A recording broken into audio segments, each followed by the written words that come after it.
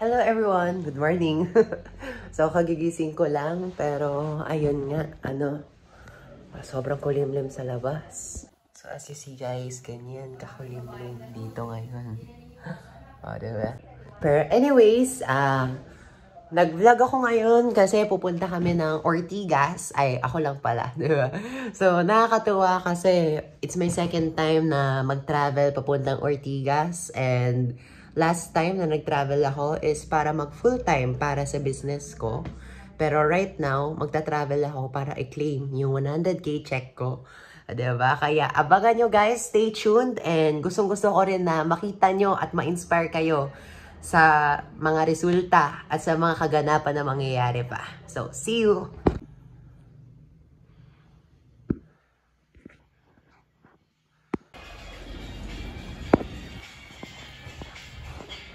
Sapatos usap mo na. Yes, sapatos mo na.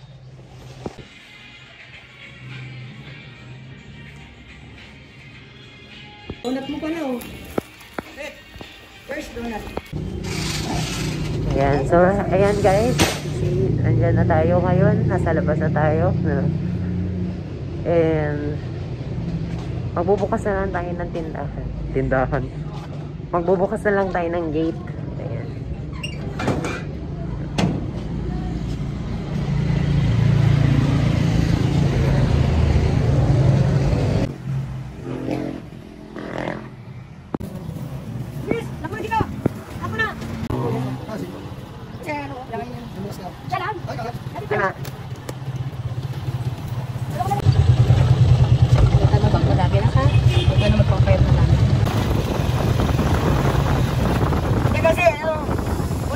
Ingalin na naman to. Lahat ng asman. Ito ka namin gawin po sa asma, ha? Gusto mo kumain ka natin, ha? Mag-break ka na nga, natin.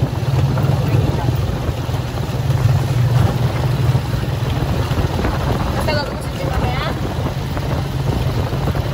Basta kami mga kusina. Ito yung ano mo. Nada ako sa dating mo doon, ha?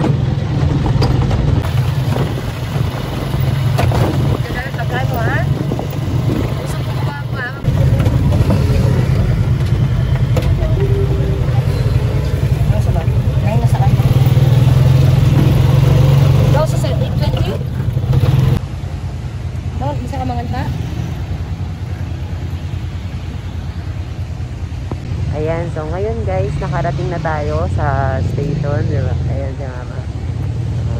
Hi Ma! Hi! O diba? So, ayun, ngayon, andito kami and nag-aabang ng bus papuntang Cubao. Kasi as of now, ang Cubao is papunta talaga sa station. Doon talaga kami nag-aabang madalas. Pero anyways, ayun nga. So, basta, marami pa kayong aabangan na excite kasi mamimit ko ulit yung mentor ko and mamimit ko ulit yung mga tao na naging reason bakit nandito ako ngayon sa kinalalagyan ko. So,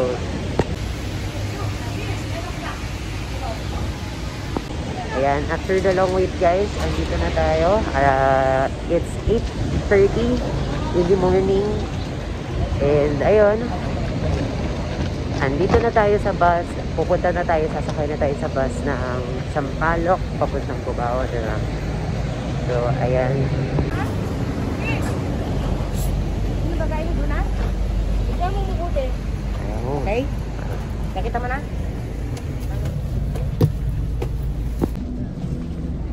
Ikaw bisa kaya nitong? Yes.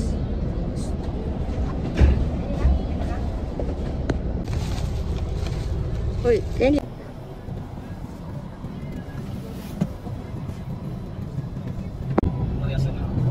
Dito mas mataas yung isang palok ng 2 pesos.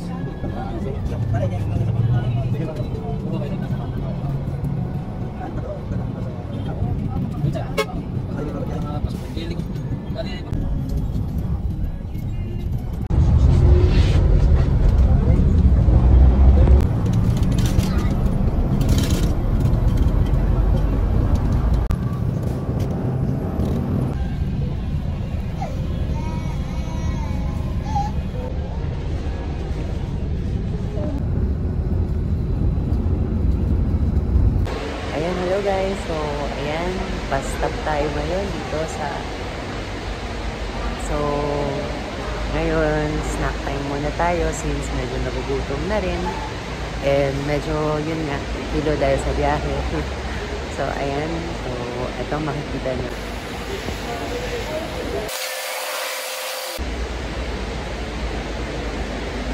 So, let's go guys!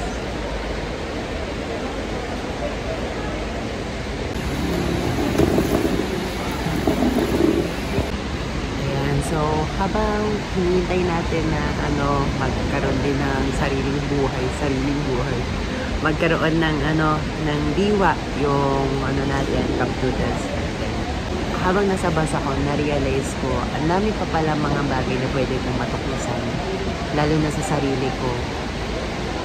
Kasi, doon ko na-realize na hindi lang naman sa school yung knowledge. Before kasi, ang panahon natin ng mga lolo't lola, sa school lang naman talaga ang knowledge. Ang mga books, ang mga teachers, sa kanila lang naman talaga makakapulot ng aral eh. Pero may mga pupulot pa rin naman sa mga farmers, sa mga construction workers, yun nga lang, ang technology before, itang knowledge before, hindi naman talaga siya naganap before yung panahon na yun. Pero sa panahon natin kasi ngayon, we're in the modern era na kung saan, technology na talaga yung kumikilos. Kahit saan, sa social media, may makikita ka sa Facebook, sa Twitter, sa Instagram.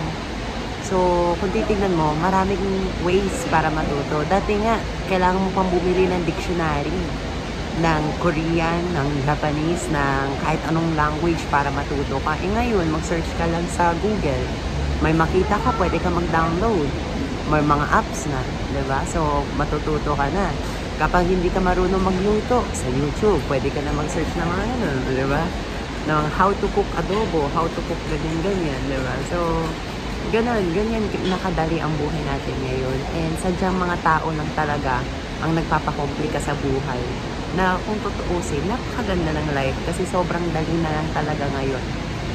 And trust me guys, kasi kung tutuusin, kung dati nga nagpapatayan ng mga matatanda para sa lupa, para sa para lang sa ganyan, sa mga kayamanan. Ngayon, kung titignan mo, kapag ikaw nagsipag ka, nagnegosyo ka, ginawa mo yung best mo, hanggang saan na-workout mo siya, kumita ka na maganda, di ba ang sarap sa feeling na nabibili mo lahat yung gusto mo at nabibigay mo lahat yung pangangailangan at yung gusto ng family mo. So, that's one thing din na matitip ko sa mga kabataan ngayon, which is sobrang sarap ng mabuhay kapag ikaw kumikita ka na sa sarili mo kesa sa hanggang ngayon estudyante pa rin.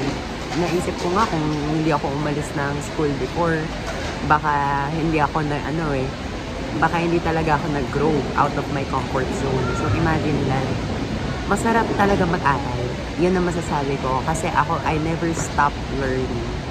And I still love learning as of now, lalo na para sa sarili ko, para sa pangangailangan ko, lahat-lahat, gusto ko nag-aaral. Pero iba pa rin yung kapag nag-aaral ka na kumikita ka na, mas masarap yung gano'n. It's the other way around.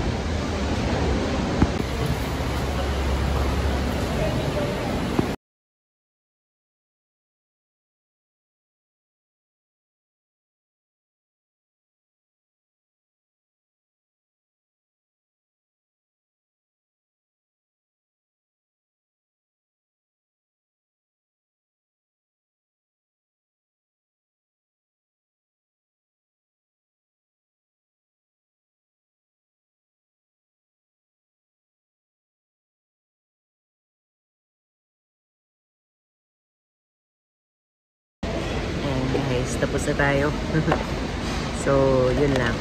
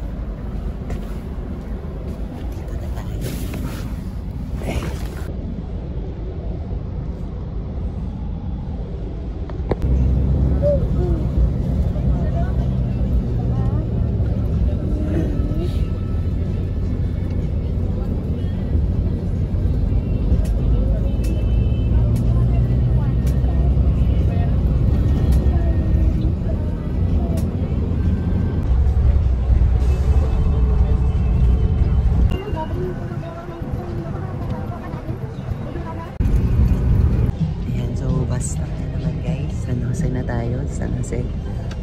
Pero, ayun, wala akong planong bumaba kasi umuulan. So, ayun, sobrang lamig talaga. Pero, nakaya ko man yung una. Mas kaya ko ngayon, siyempre. So, basta. See you later.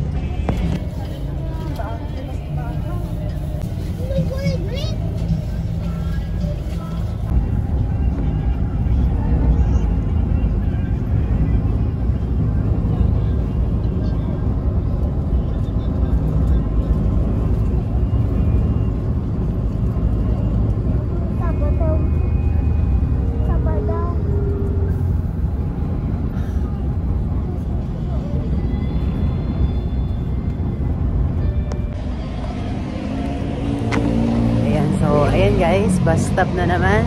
Cabanatuan na tayo. Diba? So, ayan. So, grabe.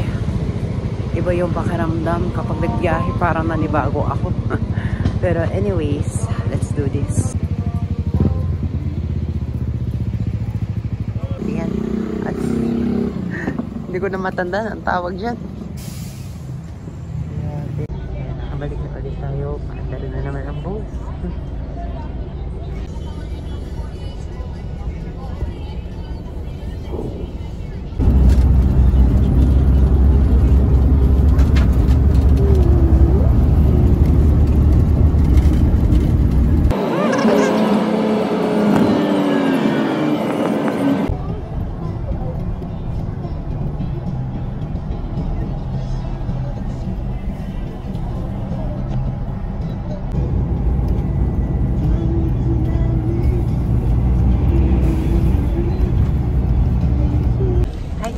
So, ayan. Andito tayo, touchdown, Pampanga. Pero, ayan, we're almost there. Pupunta ko rin ako. Sarili ko kayo sa may mas.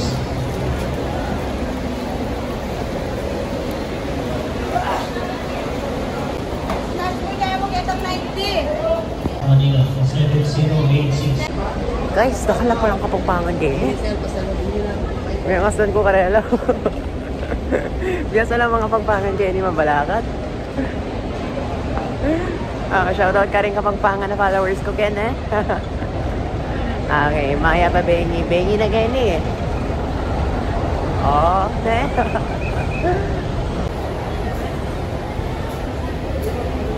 Ayan guys, tipid ang oras kasi may pupuntaan pa pala. Grabe. First time ko nakapunta ng Pampanga at nakababa ng Pampanga. Nagulat ako, may mga Kapampangan pa pala nagsasalita ng Kapampangan, no? Nakakatawa kasi ang mother side ko kasi they are Kapampangan pero they never taught me how to speak Kapampangan. Hindi ko alam bakit. Sabi nila magiging struggle daw sa studies ko pero ayun. Anyways, inaral ko pa rin.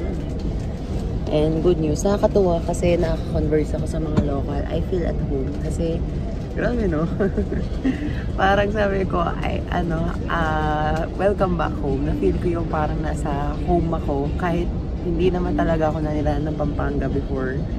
Pero anyways, guys, ayun nga. So, papunta na pala ang bus. So, inom muna. Hatwa.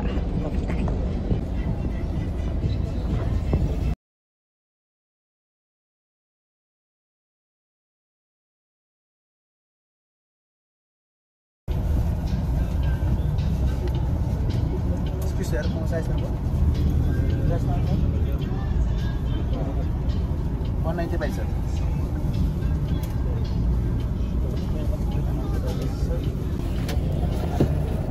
Nako po ba?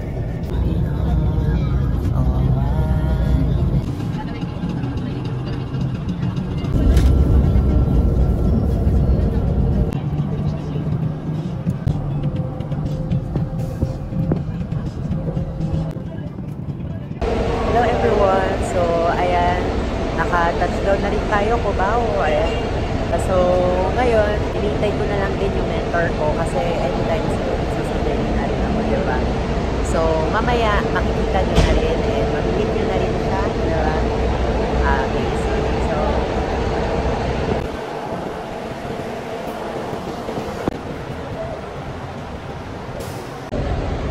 guys, nung unang punta ko ng Ortigas, hilong-hilo din ako na para magkakasakit.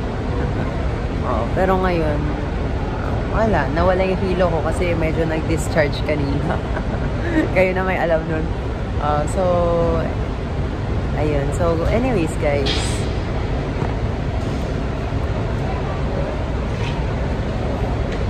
masasabi ko na lang, ang bilis talaga ng panahon, no? Grabe.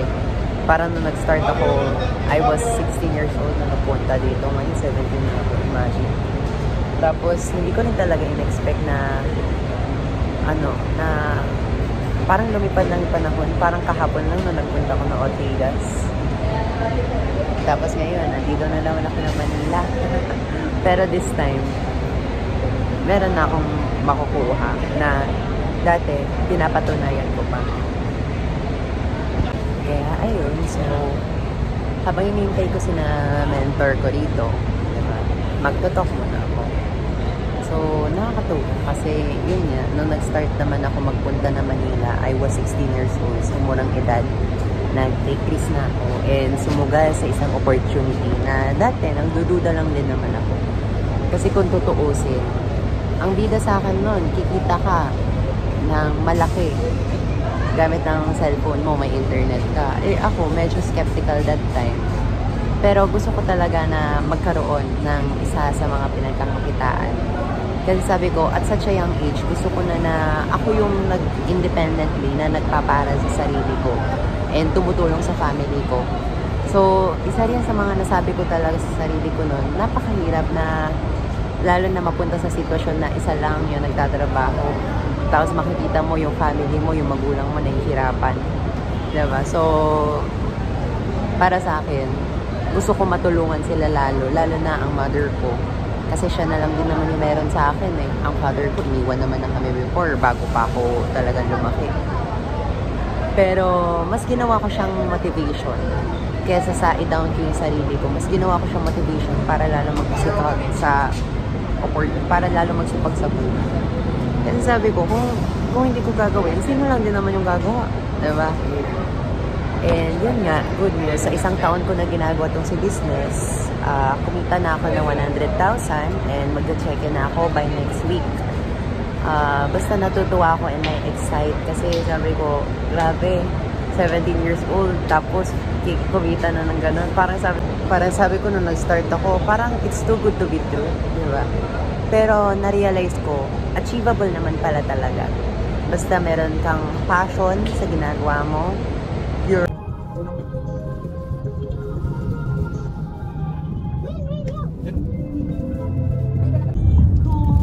Kung lumabas yan, surprise lang naman, nakita mo.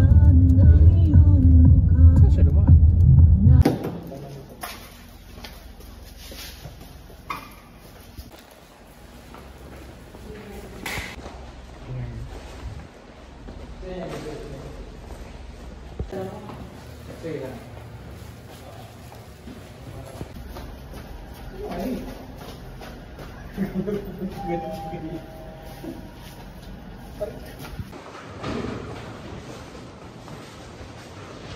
Ayan, hello guys. Andito na ako sa condo ni Ap.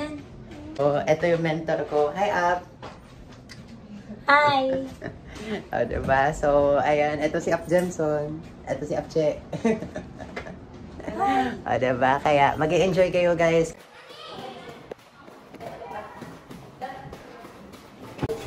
Hi, Pitay. Iwan si mama. Hello pa. Hi, Pitay. Wala na. Saan? Hi. Wala man. Hindi. Akit tayo huwag doon. Pinagapagawa ni Ma. Tatanggal din.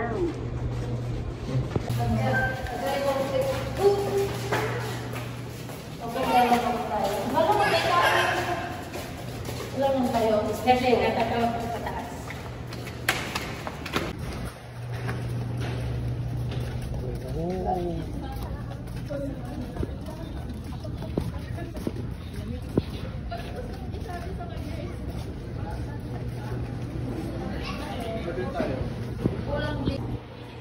Matago po ka dyan. Ayan. Hi guys, andito na tayo. Diba? Ito. itong bata. Ayaw daw pray.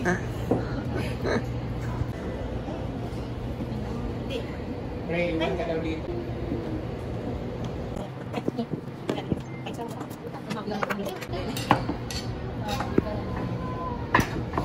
Kasi pag binalat yun tapos kita may MC meeting, di mo niya maiwanan basta. Ayaw nga pala. Ay, ayaw. Hindi pwede yan minasul. Kaya nga eh. Tama. Sige. Guys, kakain na tayo. Ganito na.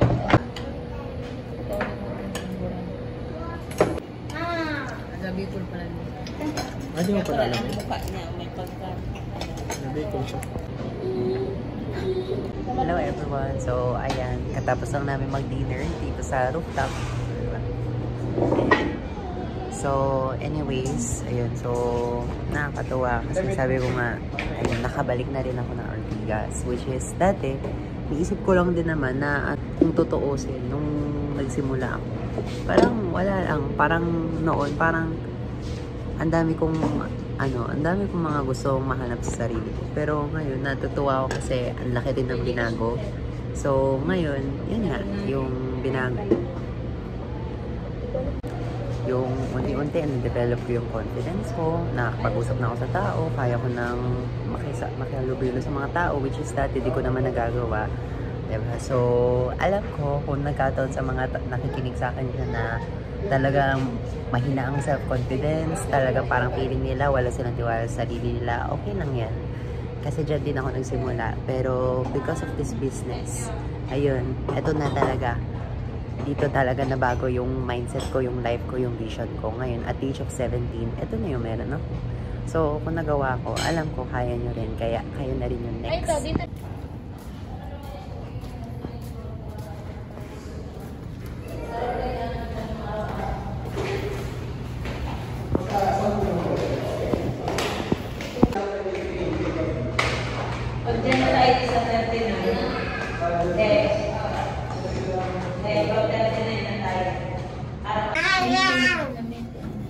Nakakaadik mo. Kuya.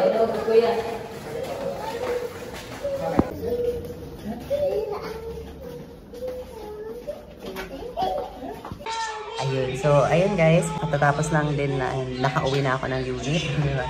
So, nakakatuwa kasi sabi ko, some things never change, pero marami na rin yung bago. So, marami ako nakitang improvements, marami ako nakita na talagang pati ako mismo parang natutuwa and parang lalong mag-i-strive na mag-level up. Kaya, congrats in advance, diba, sa mga sasali, sa mga magsisimula, and syempre sa mga sasabay. Kasi talagang ramdam ko na sa nalalabing na 3 buwan na natitira ngayong 2023, sure ball talaga na sasabog ang resulta ng mga tao, ng mga sasabay. Kaya kung ikaw nanonood ka sa vlog ko and interested ka sa business, kung paano siya nag-work, I can help you out. Pwede mong akong i-message sa Facebook ko. Ito yung Facebook ko. And, or sa sa page ko. Ito yung page ko. Para at least, mag-guide kita and ma-assist ka ng isa sa mga virtual assistants ko. So, yun lang naman. Thank you so much guys for watching and have fun learning.